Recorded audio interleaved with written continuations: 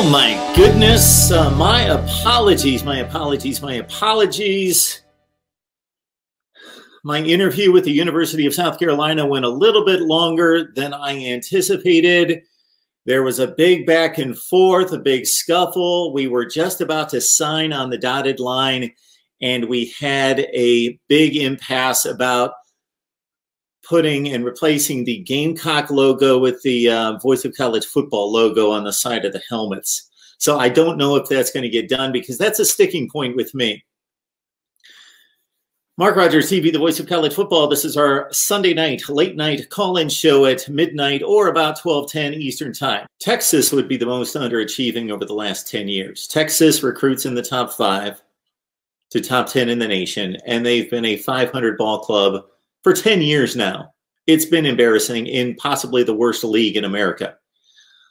USC has underachieved recently, of course. Miami has for about the last 15 years, considering their recruiting footprint. They've been marginal, winning 57% of its games over the last 15 years. But over the course of an entire program, when has South Carolina been truly, really a factor nationally, been relevant, been a contender for national championships, conference championships? They've never won the SEC. They joined in 1992. They did make it to one conference championship game and were steamrolled by Cam Newton in 2010. What was the final score of that game? Like 56-29 or something like that. The best South Carolina football teams were the last few under Steve Spurrier. Those 3 consecutive 11-2 teams, but none of them won the division championship. Actually, it was a lesser South Carolina team that lost 5 games that went to Atlanta. Weirdly enough, Muschamp actually got worse. At Florida, he had good defenses. Yes, they had exceptional defenses at Florida, and he had one tremendous season. The 2012 Florida football team is underrated. I don't hear them talked about for 2 basic reasons. They didn't make it to the conference championship game. The 2012 Florida football team, look them up. They played the most difficult schedule in college football. They lost 1 game. Toughest schedule in the nation. They lost 1 game, and they dominated that game statistically against Georgia. But they had one of those bad special teams, coughed up the ball constantly, outgained Georgia like 4-1, a zillion first downs. Their defense gave up hardly anything, but they lost like 17-9. And that cost them a trip to the SEC championship game in which they would have been slaughtered. No, not slaughtered. Georgia wasn't slaughtered. Georgia probably played better than Alabama in 2012 in the championship game. But that was Will Muschamp's. That was his one chance for glory. 28, buddy. Hey, Tom. How are you? I see you got your pen handy in your hand. I got it. You see me? I got it. So get your paper out. Yep. Here you go. I'm going to help them replace Will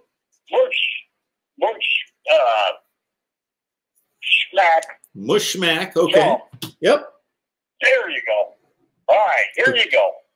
Gotcha. I'm ready. Michigan coach. Harbaugh. Okay. I've got 5 of them. Frost. Scott Frost. From Nebraska. Yeah. No, he's not good enough. Okay. Ferentz from Iowa. Oh. The Big Ten getting rated. Okay. Hugh Freeze. Oh, Freeze? Yeah. Put him in there. I think that's your best selection right there. Okay.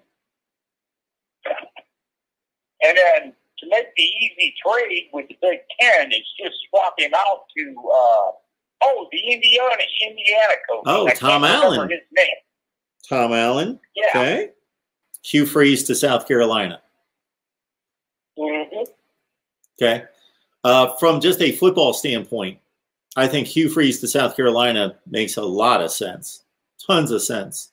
Now, I don't know if South Carolina wants to deal with all that they have to deal with Hugh Freeze showing up there. I don't know where they stand on that part of it.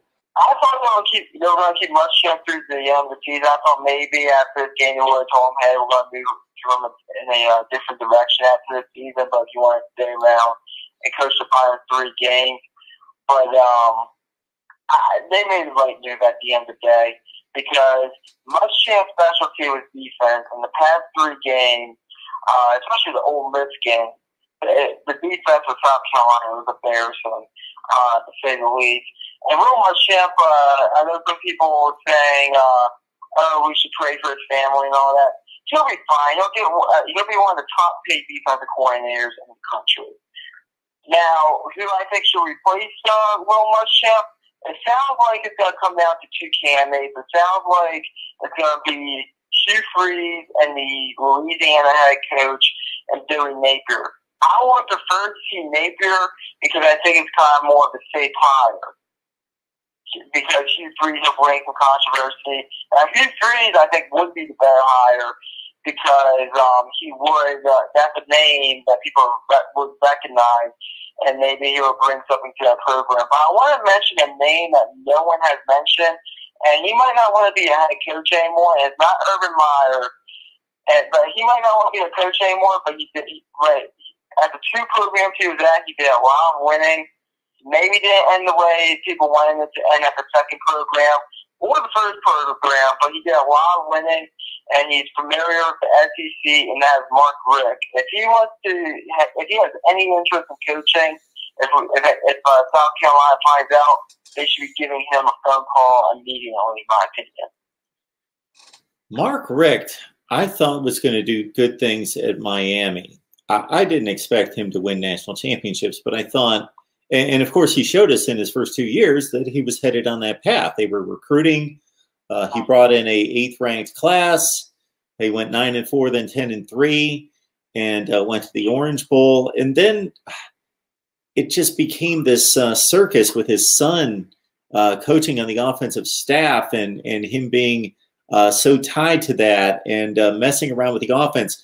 Mark Richt could have had a successful run at Miami. So I would agree with you if he has learned his lesson and would hire a top-notch offensive coordinator with an updated offense and stay out of that. He can be the CEO. He can be the head of recruiting.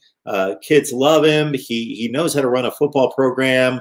He's good with the media. He's a CEO type.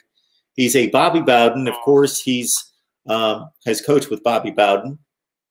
And so, I could definitely see that, but he just kind of seemed tired and worn out at the end of the Miami run. Maybe it was just that situation in Miami. Maybe he would be rejuvenated being back in the SEC.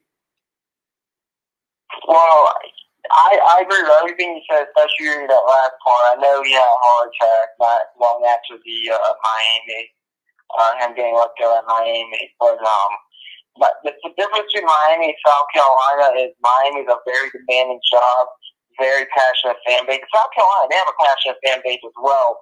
But Will Muschamp would have been gone probably after year 3 in Miami. I mean, if he was in Miami, just like Rick was gone. They let him go 4+ seasons there at South Carolina. I could, if Mark Rick comes in, he has some 8 and 5 years, nothing will happen to him at South Carolina because that's kind of the norm there, go 8 and 5. So that's why I think it's a really good. If he has any interest in coaching, if he wants to go back to being a head coach, and there's rumors about it, I think that needs to be the hire that they make. But I would like to see Billy Napier. I don't think they should go after the Coastal Carolina head coach, only because they only been good for 1 year. I would like to see him, the Coastal Carolina head coach Chadwell, maybe see some a little bit more consistency out of that, maybe 2 good years. I know Dave Clawson's name being thrown around as well. That won't be a bad hire either, but I don't know if he will want to leave Wake Forest. But I'm a big fan of Dave Clawson. I'm a Dave Clawson guy. I love Dave Clawson. He's done an exceptional job at Wake Forest. I agree. I don't know if he will want to leave Wake Forest, so that's the only thing. To go to South Carolina? You can only do so much at Wake Forest. And he's pretty much maxed out at Wake Forest. I agree. You can only go 7 and 5 or 8 and 4, maybe at Wake Forest.